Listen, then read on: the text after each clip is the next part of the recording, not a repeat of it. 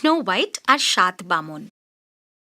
এক সময় এক খুব সুন্দর রাজকুমারী ছিল।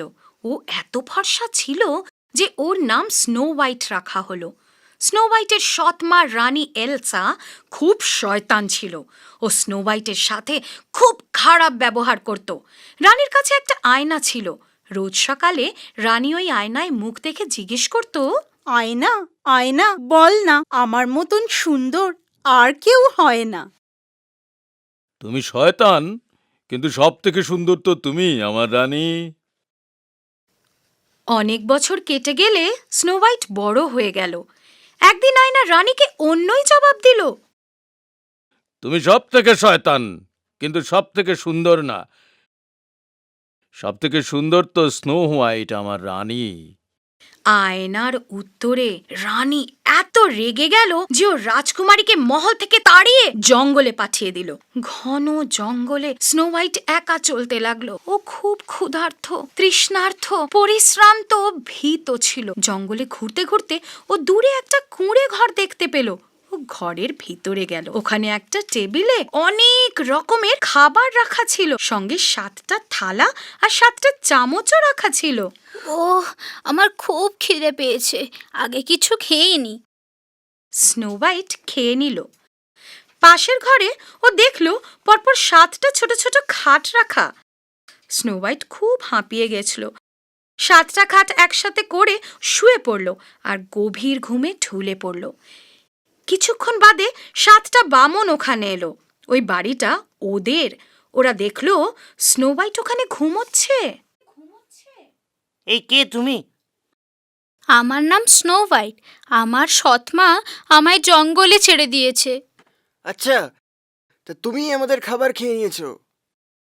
দোষ হয়ে গেছে, ক্ষমা করে দাও আমায়। বামনরা দেখলো যে স্নো হোয়াইট খুব ভালো আর উদার মেয়ে, এই জন্য ওরা ওকে সাহায্য করবে বলে কথা দিল। ওদিকে রাজমহলে আয়না আয়না বল না, আমার মতো সুন্দর আর কেউ হয় না। তুমি সব থেকে শয়তান আর পাজি, কিন্তু স্নো হোয়াইট, যে ঘন জঙ্গলে এই মুহূর্তে বেশ সুরক্ষিত, সেই সব থেকে সুন্দর মহারানী। না, মেরে ফেলবো আমি ওকে। রানী নিজের রূপ পাল্টে এক ফেরিওয়ালির বেশ ধারণ করল আর তারপর একটা বিষ মাখা চিরুনি নিয়ে ও গেল স্নো হোয়াইটের সাথে দেখা করতে।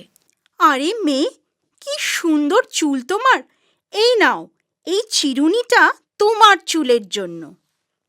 যেই স্নো হোয়াইট ওই চিরুনি দিয়ে চুল আঁচড়ালো, গভীর ঘুমে ডুবে গেল।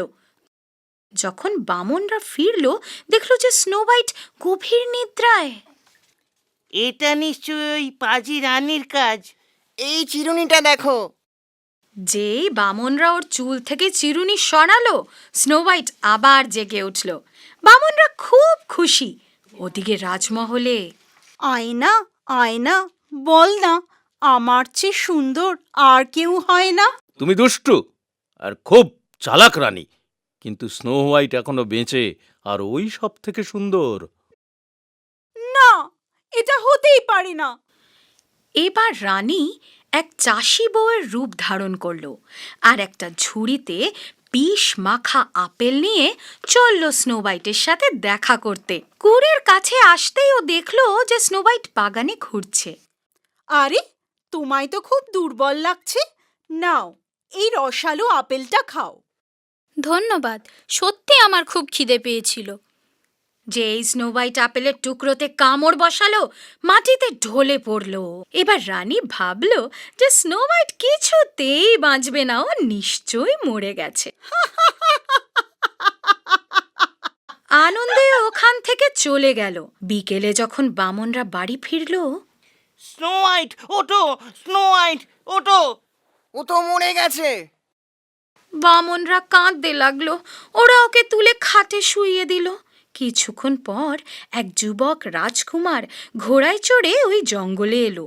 ও দেখল 7টা বামন কাঁদছে আর একটা সুন্দর মেয়ে পাশে শুয়ে আছে। ও ওদের কাছে গেল। বাহ, ও কি সুন্দর দেখতে! স্নো হোয়াইটকে দেখতেই রাজকুমার ওকে ভালোবেসে ফেলল। কে এই সুন্দর মেয়েটি? বামনরা রাজকুমারকে সব কিছু খুলে বলল। রাজকুমার নিচে ঝুঁকে স্নো হোয়াইটের গালে একটা চুমু খেলো।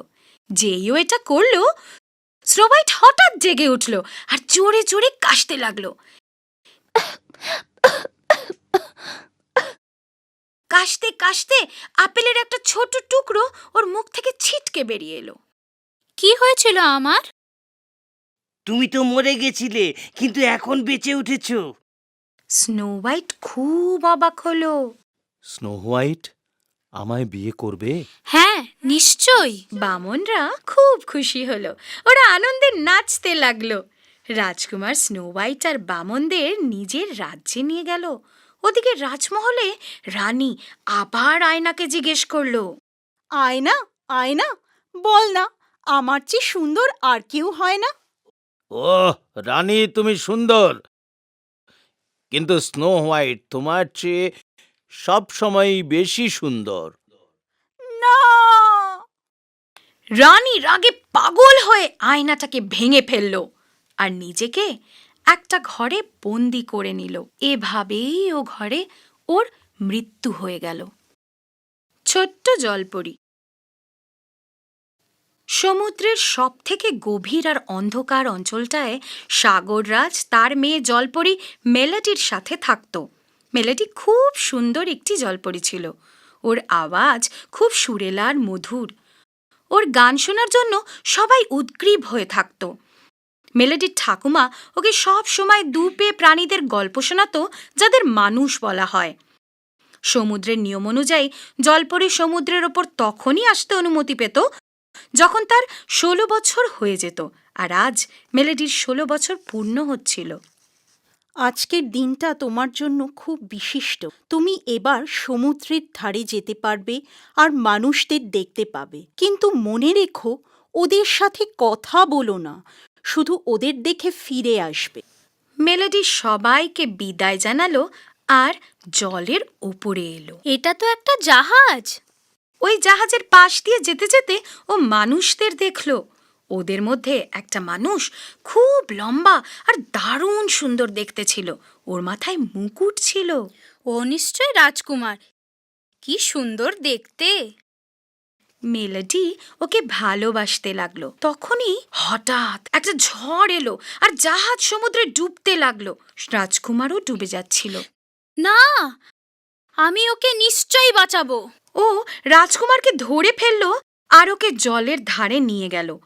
ওকে তীরে ছেড়ে দিয়ে সমুদ্রের কিছুটা ভিতরে ঢুকে দেখতে লাগলো যে রাজকুমার এবার কি করে। ও ওর জন্য মিষ্টি গানও গাইল। রাজকুমারের জ্ঞান ফিরল। ও এদিক ওদিক নিজের পরিত্রাতার খোঁজ করল, কিন্তু দেখতে পেল না। কিছুক্ষণ পর ওখান দিয়ে যারা যাচ্ছিল তারা রাজকুমারের মদত করল।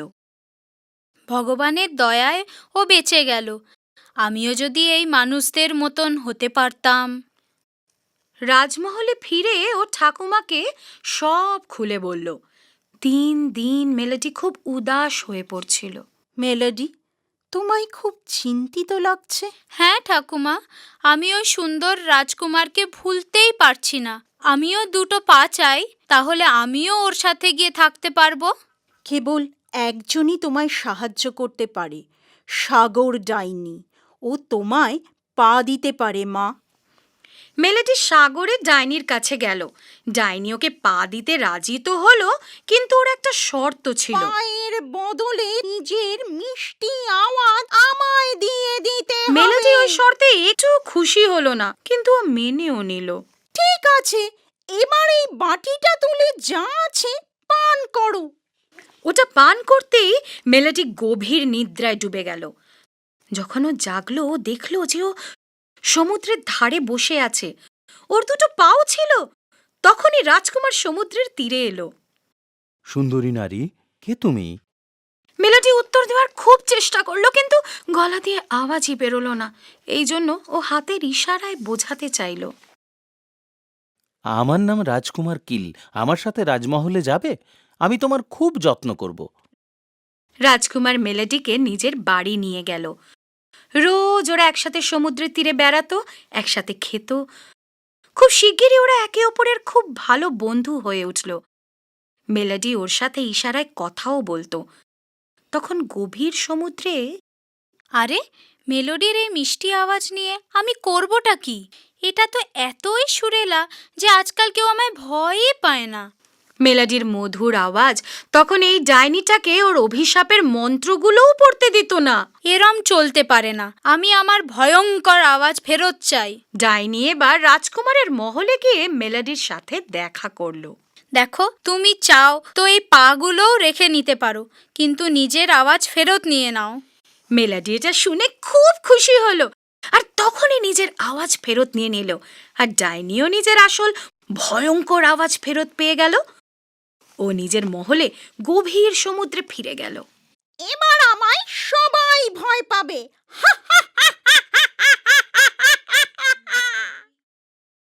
মেলোডি মিষ্টি আওয়াজে গান গাইতে লাগলো। রাজকুমার তখনই ওই আওয়াজটা চিনে নিল। আরে, এটা তো সেই আওয়াজটা। তো তুমিই সেই মেয়ে যে আমায় বাঁচিয়েছিলে। তুমি আমায় বিয়ে করবে? হ্যাঁ, আমার রাজকুমার নিশ্চয়ই করব। মেলোডি আর রাজকুমারের বিয়ে একটা বিরাট জাহাজে হলো।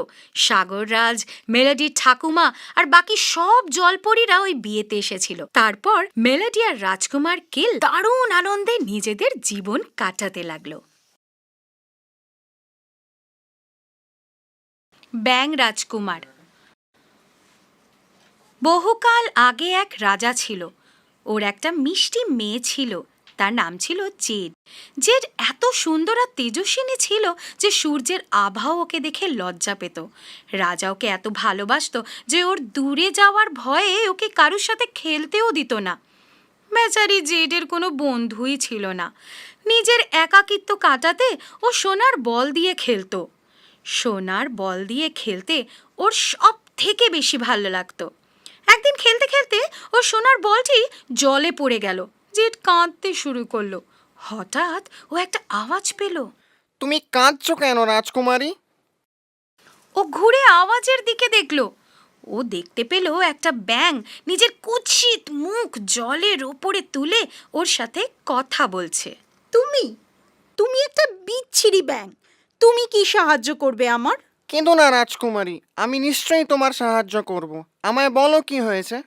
আমার সোনার বলটা এই জলে পড়ে গেছে, আর এইখানে তো গভীর জল। আমি যদি তোমার সোনার বল ওখান থেকে বার করে দিই, কি দেবে তুমি আমায়? যা তুমি চাও, পোশাক, গয়না, রত্ন, বা যদি চাও আমার এই সোনার মুকুটটাও তোমায় দিয়ে দিতে পারি। তোমার পোশাক, সোনা, হিরে, মানিক আমার চাই না। যদি তুমি আমায় তোমার থালায় খেতে দাও, তোমার বিছানায় শুতে দাও, তাহলে আমি তোমার বল ফেরত এনে দেবো। রাজকুমারী একটুক্ষণ ভাবল। এই কুৎসিত ব্যাঙটার সাথে কে বন্ধুত্ব করবে? ঠিক আছে, আমি তোমায় কথা দিচ্ছি, তুমি যেমন চাইবে তেমনই হবে। ব্যাঙ জলে লাফিয়ে ডুব দিল আর মুখে করে রাজকুমারীর বলটা নিয়ে ফিরে এলো। ঘাসের ওপরও বলটাকে রেখে দিল। নিজের সোনার বলটা দেখে রাজকুমারী তো খুব খুশি। ও বলটা তুলে ব্যাঙকে ওখানেই রেখে পালিয়ে গেল। দাঁড়াও রাজকুমারী। দ্বিতীয় দিন রাজপরিবার খেতে বসেছিল। তখনই দরজায় ঠক ঠক আওয়াজ হলো। জেড গিয়ে দেখে তো হতবাক, ওই বিচ্ছিরি ব্যাঙটা ওখানে বসে। কেমন আছো রাজকুমারী? ব্যাঙকে দেখে রাজকুমারী ভয় পেয়ে গেল। দরজাটা জোরে বন্ধ করে ও আবার টেবিলে গিয়ে বসলো। কে ছিল মা? কেউ না, একটা কুৎসিত ব্যাঙ মাত্র। ব্যাং? ওর তোমাকে দিয়ে কি দরকার? রাজকুমারী বাবাকে সব বলল। তুমি যদি কথা দিয়ে থাকো তা অবশ্যই পূরণ করা উচিত। যাও, ব্যাংটাকে ভেতরে নিয়ে এসো। রাজকুমারী ব্যাঙটাকে ঘরে নিয়ে এলো। ব্যাঙটা ভিতরে এসে জেডের পাশে গিয়ে বসলো। ব্যাঙটা জেডের থালাতেই খেলো আর ওর গ্লাস থেকেই জল পান করলো। আমি খুব পরিশ্রান্ত। রাজকুমারী, তুমি আমায় তোমার পালঙ্কে নিয়ে চলো। রাজকুমারী ব্যাঙটাকে হাতে নিয়ে নিজের শোবার ঘরে চলে গেল। খাটের এক কোণে ব্যাঙটাকে রেখে ও ঘুমোতে গেল। কিন্তু কিছুতেই ওর ঘুম আসছিল না। ওর ব্যাঙ বন্ধু ওর জন্যে গান গাইল। ওর আওয়াজ এতই মধুর ও সুরেলা ছিল যে রাজকুমারী সহজেই ঘুমিয়ে পড়ল। পরের দিন সকালে বিদায় নিয়ে ব্যাঙটা চলে গেল। যাক, আপদ বিদেয় হলো। রাতে আবার ব্যাঙটা ওখানে এলো। ও রাজকুমারীর পাতে খেলো, গেলাসে জল পান করলো আর বিছানায় ঘুমোতে গেল। ঘুমানোর আগে ও রাজকুমারীকে মিষ্টি গানও শোনালো। আরে, এর এখানেই থাকার ইচ্ছে হয়নি তো? অবশ্য খুব একটা খারাপও নয়, ভালোই, আর বেশ ভালো বন্ধুও হতে পারে। ওর আওয়াজও আমার বেশ পছন্দ। তৃতীয় দিন ব্যাঙ আবার ফিরে এলো।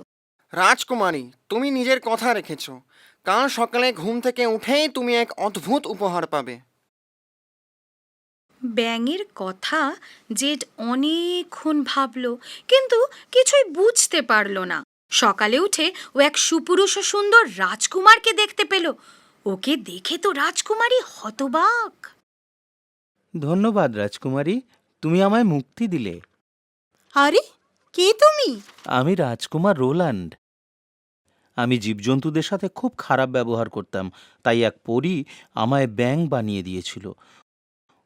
ও বলেছিল অভিশাপ তখনই কাটবে যখন কোনো সুন্দরী রাজকুমারী আমায় 3 দিন তার পাতে খেতে দেবে আর পালঙ্কে শুতে দেবে, আর তুমি সেটাই করলে।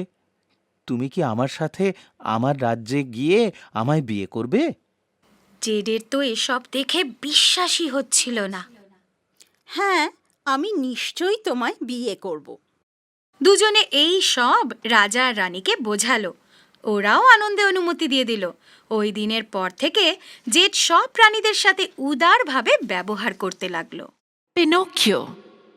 অনেকদিন আগের কথা। জেপেটো নামে এক বৃদ্ধ কুটির শিল্পী ছিলেন। জেপেটো একাই থাকতেন আর বড় ভালো মানুষ ছিলেন। সারা জীবন তিনি বাচ্চাদের খেলনা বানিয়ে কাটাতেন। আমার যদি নিজের সন্তান থাকতো। কচি পাইনের টুকরো দিয়ে তিনি একটা ছোট্ট বাচ্চা বানালেন। নীলপরি গেপেটোকে পুরস্কার দিতে চাইলেন আর জাদুর কাঠি নাড়িয়ে সেই কাঠের পুতুলকে জ্যান্ত করে দিলেন। বাহ বাহ, তুমি আমার সব থেকে সুন্দর পুতুল।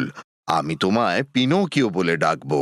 কিছুদিন পরেই গেপেটো ভাবলেন পিনোকিওর স্কুল যাওয়া উচিত। এই চিন্তা করে নিজের শেষ সম্বল সেই কোটটা বিক্রি করে পিনোকিওর জন্য বই নিয়ে আসলেন। সত্যিকারের ভালো ছেলের মতো তোমার স্কুলে যাওয়া উচিত। তুমি এখন স্কুলে যাও। আমি আসি বাবা। যাওয়ার পথে পিনোকিওর দেখা হলো এক ধূর্ত শিয়ালের সাথে। সত্যিকারের ছেলেরা স্কুলে যায় না, ওরা রানওয়ে দ্বীপে বেড়াতে যায়, সারাদিন খেলাধুলা আর আনন্দ করে। আমি তোমায় একটা টিকিট দিতে পারি।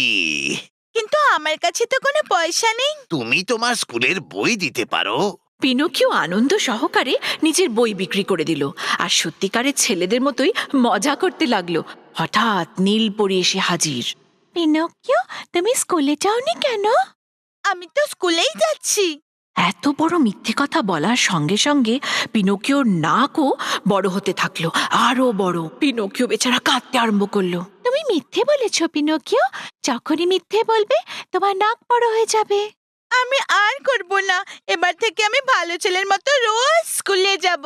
পরি ওকে ক্ষমা করে দিলেন আর জাদু কাঠি নাড়িয়ে ওর পুরনো নাক ফিরে দিলেন আর যেতে যেতে সাবধান করে গেলেন। একটা কথা মনে রেখো পিনোকিও, রানওয়ে দ্বীপ বাচ্চাদের জন্য ঠিক নয়। তুমি ওখানে গেলে গাধায় পরিণত হবে। কিন্তু পিনোকিও ওনার কথায় কান দিল না। বাবা আর পরীর কথা চিন্তা না করেই ও রানওয়ে দ্বীপে গেল। থাকার পক্ষে তো বেশ ভালোই জায়গা, খেলাধুলো আর প্রচুর মিষ্টি খাওয়ার জন্য। ওকে কেউ বাধা দেবার নেই, এটা করো না ওটা করো না কেউ বলবার নেই। সারা দিন মজা করার পর ক্লান্ত হয়ে পিনোকিও সরোবরের ধারে বিশ্রাম নিতে গেল। জল খাওয়ার জন্য জলের মধ্যে হাত ডোবাতেই সে তার প্রতিবিম্ব দেখতে পেল। আরে, এটা তো আমি নই। আমার নাক আর কান এত লম্বা হলো কি করে? লেজ কি করে গজালো? ওর যে একটা লম্বা কান, নাক আর গাধার মতো লেজ গজিয়ে গেছে। বাঁচাও, আমাকে কেউ সাহায্য করো। নীলপরি পুনরায় আবির্ভূত হলেন। ওকা পুতুল, আমি কি তোমায় বলিনি যে ওই দ্বীপে বাচ্চাদের জন্য ঠিক নয়? যাও, নিজের বাবাকে দেখো যে তোমার জন্য কাঁদছে। জাদু কাঠি নাড়িয়ে পরি ওই গাধার কান, লম্বা নাক আর ল্যাজ উধাও করে দিলেন এবং সমুদ্রের ধারে ওকে ছেড়ে দিলেন। সেখানে পিনোকিও দেখল যে ওর গরিব বাবা গেপেটো ডুবে যাচ্ছে। বাবা, আমি আসছি। শুধু বাবার কথা চিন্তা করে পিনোকিও জলের মধ্যে ঝাঁপ দিল বাবার প্রাণ বাঁচাতে। পিনোকিও, এখন তুমি বুঝতে পারছো এক সত্যিকারের মানুষ মানে যার ভেতরে অন্যের জন্য ভালোবাসা আছে। বাবার প্রতি সত্যিকারের ভালোবাসা তোমাকে পুরস্কার দিয়েছে। হ্যাঁ, পিনোকিও আর কাঠের পুতুল রইল না, সে রক্ত মাংসে গড়া মানুষে পরিণত হলো। অবশেষে আমার ইচ্ছে পূরণ হলো। পিনোকিও নিজের বাবার সঙ্গে আনন্দে থাকতে লাগলো।